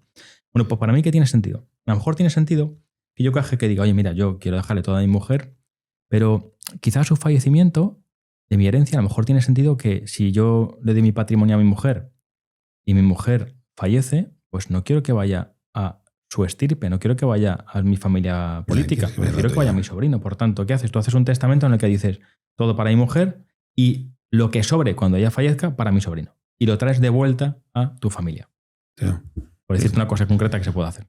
No, pues es que a lo mejor son cosas que no se te pasan por la cabeza y si no tienes una persona que tiene esa visión amplia, pues... Yo eso digo a los clientes. Al final, esto es como tener, y a los alumnos cuando les forman esto, es como tener una caja de herramientas. Yo te explico todas las cajas de herramientas. Tengo un hijo discapacitado, vale, tenemos estas. Tengo un hijo que me llevo mal con él, tengo estas. Pues luego ya utilizamos cada una la que se necesite. Has hablado al inicio de la charla de la figura del albacea. ¿En qué casos tiene sentido y en qué casos no tendría ningún sentido? Vale. Albacea. Son dos figuras las que podemos hablar. Albacea y la figura de contador partidor. Se parecen mucho, pero son diferentes. Albacea es un cargo de confianza. De hecho, se presume gratuito. Albacea, ¿quién es? Alguien que se va a ocupar de pues, las cosas más básicas de una herencia, ¿no? Imagínate, pues dar una misa, entregar ciertas cosas y tal, ¿no? Una figura de confianza. Y luego está la figura del contador partidor, que tiene para mí una categoría más profesional, que es el que contador partidor, que reparte la herencia. Yo, por ejemplo, ¿qué es lo que hago? Cuando estoy como contador partidor, que es el caso más habitual, hago la herencia, termino la herencia y hasta luego. Dejo todo repartido y los herederos continúan con su vida, lógicamente, ¿no? Entonces, ¿cuándo tiene sentido hacerlo? Para mí, si se prevé cualquier conflicto, contador partidor 100%, ¿vale? Y albacea, si quiero que esa persona de máxima confianza haga algo. Imagínate, yo quiero que mis cenizas se lleven no sé qué y tal. Pues tiene sentido, aunque se den varias misas, tal, ¿no? Y luego está la figura, que es también muy importante, el testamento vital. Una cosa que se empieza a hacer ahora bastante, testamento vital, que es, si a mí me pasa algo, quiero que, lo típico, ¿no? Como decía un cliente hace poco, quiero que mi cuerpo vaya a la ciencia para que lo investiguen, ¿no? O quiero que me desenchufe, ¿no? Ese tipo de cosas se establecen en otro testamento que es distinto al que estamos hablando, se llama testamento vital. Un testamento que se puede hacer en vía notarial o en la vía médica en los hospitales y al que pueden acceder directamente los médicos para saber cuál era tu voluntad en el caso de que tengas alguna situación ¿no? así. Donar órganos justo. o alguna temática de esta. Has dicho una cosa que si lo hubiera sabido mi abuelo, el padre de mi padre, mi abuelo paterno, yo creo que ese hombre se hubiera quedado tranquilo porque no descansaba porque él quería que lo enterráramos en el pueblo. Y él pensaba que si se moría estando aquí en la ciudad, por ejemplo, con nosotros, pues que no lo íbamos a enterrar en el pueblo. Ostras, porque si hubiera sabido ese hombre que había una figura que se le hubiera podido garantizar, ese hombre hubiera, los últimos años de su vida hubiera estado más tranquilo, ¿no?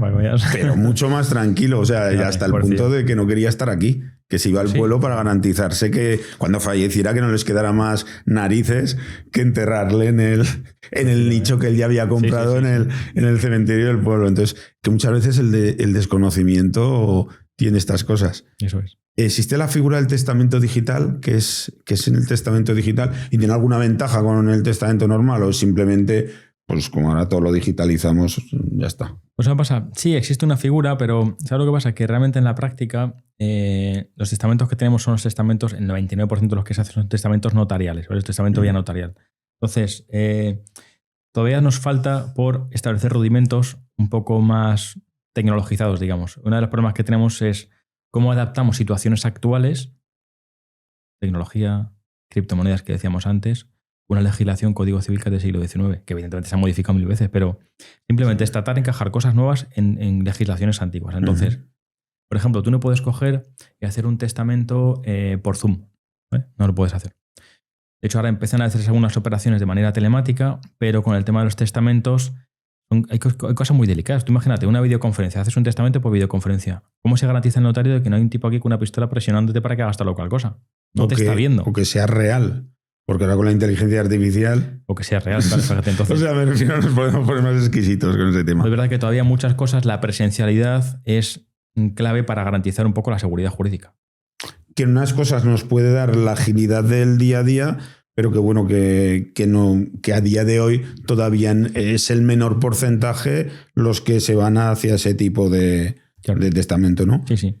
Me has traído un regalo que es tu libro, que te lo agradecido. Además te he pedido que por favor que me pusieras una dedicatoria porque a mí los libros me encantan y me encanta la lectura. El libro son La brújula de las herencias. ¿Qué cuentas en el libro y por qué nos lo tenemos que leer? Pues mira, es un libro que lo divide en dos partes. ¿Qué hay que hacer antes de fallecer y qué hay que hacer por parte de los herederos, lógicamente, después de fallecer? Toda la parte de los testamentos que decíamos, todas las figuras que existen y cómo se pueden aplicar. Y luego toda la parte de qué hacer después, ¿no? Es, oye, alguien fallece, las claves que hay que tener en cuenta para hacer la adjudicación de herencia, las precauciones y los cuidados. Y está pensado, te digo, yo formo abogados y profesionales, la parte técnica, pero aquí es un libro hecho para que lo entienda mi madre. Es un libro pensado para divulgar, sin perder rigor, porque hablo de artículos y tal, pero para que lo entienda todo el mundo. Para el ciudadano de a pie. Eso, se llama La brújula de las herencias para que la gente tenga una orientación. ¿Dónde lo podemos encontrar? Pues me buscan en redes sociales, que es David Jiménez Abogado. No, el libro me refiero. Luego hablamos de... Vale. Sí, porque ahí tiene el link y tiene todo, sí. Donde pueden, en Amazon, por ejemplo, pueden encontrar... Está en Amazon, buscan en la brújula de las herencias y ya enseguida la llevan. Vale. De todas formas, te pediré si eso que nos pases el enlace, claro, y lo añadiremos a la descripción del vídeo para facilitarlo.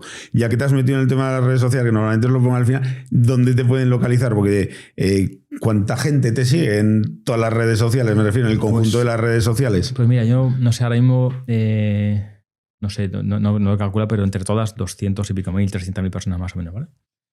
La cuestión está en que, bueno, pero al margen del número, que eso está bien, ¿vale? Es un poco lo que te decía antes, el impacto que generas, ¿no? Una de las cosas que más me gusta a mí es ayudar a la gente. Entonces, a mí cuando me llaman a un podcast como el tuyo, que estoy aquí súper feliz, o de una conferencia, o me llaman de que comentamos antes en la radio con Onda Cero o lo que sea, pues la clave es divulgar. Y a mí lo que me gusta es que la gente pasa de no tener conocimiento a tener conocimiento. Y entonces la gente es más responsable y estamos mejorando la sociedad. Al final dices, oye, no voy a cometer errores porque mira, sé esto, como pasa con este área o con cualquier área, ¿no?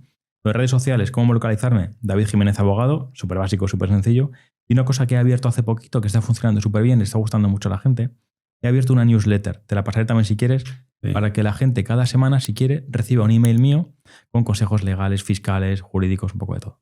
¿Es más derivado de herencias o es en general consejos de gerencia, de fiscalidad? Pero uno que escribí el otro día es, por ejemplo, que estuve de viaje en Dubái para temas de negocios y tal. Y ahora precisamente la fiscalidad de Dubái, ¿no? Cómo tributan las cosas en Dubái y tal. O sea, que hablo también de fiscalía, no solamente de herencias. Hablas más de temas más generalistas, que para que a la gente le pueda aportar valor, pues ya nos pasarás los dos enlaces y los añadiremos en la descripción del vídeo. Vamos poco a poco, llegando al final de la entrevista, y ahora lo hacemos en dos pasos. Por un lado, os dejo que vosotros ahora me hagáis una pregunta a mí y luego te dejaré que cierres el programa. Pero antes de eso, quiero que me digas qué es para ti el éxito. El éxito, qué buena pregunta esa, ¿eh? Bueno, al final yo creo que es una pregunta muy interesante. El éxito al final básicamente consiste, yo creo que, en plantearte un objetivo y cumplirlo. Yo, por ejemplo, ahora mismo dices, bueno, ¿qué definición de éxito podrías darte? Yo cojo y me planteo un objetivo que consiste, imagínate, en divulgar, en comunicar, en conseguir ese éxito, en conseguir ese objetivo que te has propuesto y sobre todo para mí, y creo que esa es la clave, en convertirte en la persona que lo ha conseguido. Yo cuando me planteo algún objetivo personal o profesional, para mí la clave no es casi en el objetivo, es en la persona a la que me tengo que convertir para conseguirlo. Yo quiero montar, tengo varias empresas, como decíamos antes, una inmobiliaria, una asesoría de empresas, un despacho de abogados donde hacemos muchas cosas además de herencias. Mi objetivo, por ejemplo, en el ámbito empresarial ahora es hacerlo crecer mucho esto. No por la parte de hacerlo crecer, que casi es irrelevante, es por la persona en la que me tengo que convertir para hacerlo crecer eso, ¿no? Entonces la clave para mí es en esa parte de desarrollo personal y en el proceso para que las cosas que quieres conseguir acaben llevándote a ti a nivel personal a ese estado adicional. Bueno, pues ahora ya sí te doy paso para que puedas hacer esa pregunta de, bueno, pues que te haya generado, que tengas curiosidad de saberlo, que ya hemos tenido una charla un poquito antes y hemos podido preguntar el uno al otro las curiosidades que podíamos tener. Pues Darío, a ver, pregunta, ¿qué reto tienes actualmente? Yo ahora mismo los retos los llevaría más a la parte personal. Estoy en un momento que yo, cuando empecé a emprender hace 11 años, mis retos iban todo a la parte profesional. Yo digo que estaba al 150% en la empresa. No entendía de sábados, de domingos, ni de Nochebuenas, ni de Navidades. No entendía de nada. Solo entendía de empresa y de facturaciones, de beneficios, de rentabilidades. Solo entendía de eso. Hace unos años pues, me casé con la que hoy es mi mujer, empezamos a componer mi familia, pero a mí al final mi reto es eso, es mi familia, el darles una educación correcta, unos valores, ayudarles para que se sepan defender en la vida, que tengan herramientas. Mis retos van más enfocados hacia ahí, mis pensamientos en el día a día van más enfocados hacia ahí, aunque lógicamente hay una parte de mis pensamientos que están enfocados a mis negocios. Pero yo a día de hoy mis retos están muy enfocados hacia ahí. Al final es una responsabilidad. Si a ti te ha cambiado la vida porque has tenido un sobrino y simplemente el poder pasar con tu sobrino un día que además pues, le dedicas el día completo y una dedicación total a tu sobrino, pues cuando tienes hijos yo digo que es la mayor responsabilidad que puedes tener porque es una responsabilidad muy grande. Claro. Te das cuenta que un gesto, una palabra, una mirada tienen un peso muy grande sobre ellos. Y entonces, para mí, mi reto es hacer ese trabajo bien. Además, imagino que también el reto de ser un ejemplo para los demás, ¿no? Que al final te lleva también tú a elevarte, a ser mejor, sencillamente porque tienes que ser alguien que ilumine al resto. En este caso, tus hijos. En esa parcela, a mis hijos. Muchas veces antes pues me gustaba esa parte de liderar y de ser un ejemplo para los demás. Pero ahora lo llevo lo tengo muy enfocado de, ostras, es que es una responsabilidad muy grande. Yo siempre había querido tener hijos, pero hasta que no los tienes no te das cuenta de lo que ese mínimo detalle. O sea, has tenido un gesto ese día y tú no le has prestado atención. Y a los 2 o 3 días te dice algo con respecto a eso. Fíjate. Un nene de 3 años. Y te quedas... que dices, ¿te has dado cuenta, eh? Sí, sí. Y es que son muchas cosas que no nos damos cuenta. El otro día cuento una historieta porque me dejó y dije, es que peso para un niño de 3 años, como una mente le compramos, ha sido recientemente su cumpleaños, ha hecho 4 años, le compramos una bici de pedales pero sin ruedines ni nada y le empezamos a enseñar y el primer día ya empezó a funcionar, que es muy espabilado. Y estaba la señora que estaba limpiando en casa y le dice, ¿qué tal? ¿Ya has montado en la bici? Y le dice, sí, si le hago caso a mis papis, me irá bien. Y dices, estás en un niño de 3 años, ¿sabes? O sea, es una conclusión. Y por eso te digo que creemos que no se enteran, pero se enteran todo, mucho. Se enteran de todo. No tendrán la noción completa. No verán todos los riesgos con toda la visión completa de un adulto. Y gracias a Dios. Porque tienen que vivir su infancia y disfrutar de ella, pero se enteran mucho más de lo que nosotros nos creemos. Está esa conclusión que tú has sacado, porque no es que yo le haya dicho, si haces caso a los papis, te va a ir bien. Yo esa frase no se la he dicho. ¿Te has dado cuenta? Sí. Él ha visto que era algo de riesgo, claro. Que le entraña que él tiene que estar guardando el equilibrio y demás, que no era con la motico que tiene de ruedas anchas que tenía hasta ahora. Y dice, ostras, pues yo si le hago caso a mis padres, me va a ir bien, ¿sabes? Y le sacó. De hecho, la mujer se quedó un poco así como diciendo, con un niño, ¿no? De 3, 4 años te diga eso, se quedó un poco paralizada. Entonces, mis retos van mucho por ahí. También, personal, ¿no? Sí, cuando me preguntan también qué es para mí el éxito, también lo llevo ahí. Yo creo que al final todas estas cosas dependen del momento vital que tengas de la vida. Lógicamente tienes más retos, pero sí, entendía que me preguntas cuál es mi reto principal. Es ese. Ahora tienes que mirar a la cámara, que esta cámara es la tuya, la que te está grabando todo el rato, y quiero que cierres el programa. Lo puedes cerrar como quieras. Muchas veces, si tú eres una persona que manejas la comunicación, normalmente cuando vas a hacer una charla o una entrevista, pues quieres dejar 2, 3 mensajes claros. En un podcast, un episodio, una charla de 1 hora, hora y media, dejamos muchos mensajes y se van perdiendo durante la charla porque la gente se queda con 2 o 3 cosas, pero es el momento de que lo puedas dejar que claramente esos mensajes. Bueno, pues si algo tiene que quedarte claro de esta charla es, 1, no puedes dejar para el futuro algo que inevitablemente no va a tener mucha solución, porque al final el tema de las herencias ya sabemos cómo terminan. Pero la clave para mí está insisto mucho en la planificación. No esperes hasta el final. Anticípate, siempre haz un testamento, busca un asesoramiento especializado y no dejes para el final, porque nos ha pasado muchas veces en el despacho que nos hemos encontrado situaciones críticas en las que, si se hubiera planificado un poco, hubieran ahorrado muchísimo dinero y muchos problemas. Así que anticípate y, como toda la anticipación, evita problemas. Hoy hemos aprendido que lo más importante normalmente para las personas son sus familias. Yo creo que hoy hemos aprendido cómo podemos proteger a nuestras familias. Ya no solo en tema económico, sino para una cosa que me preocupa mucho a mí, con mi familia, que para mí mi familia son mi mujer y mis hijos, que siempre, aunque no esté yo, permanezcan unidos. Entonces yo creo que hoy hemos aprendido qué pasos tenemos que dar si queremos poner esas cimentaciones para que las familias, una vez que nosotros no estemos, sigan y permanezcan unidas. Eso es. Muchas gracias, David. Te agradezco mucho que hayas venido. Espero, como siempre os digo, que hayas disfrutado de la experiencia de estar en Emprende Radio y que nos volvamos a ver. Vamos, cuenta con ello. Estoy aquí encantadísimo, agradecidísimo y me lo he pasado muy bien. Gracias por la acogida y por el cariño. Un abrazo. Un abrazo.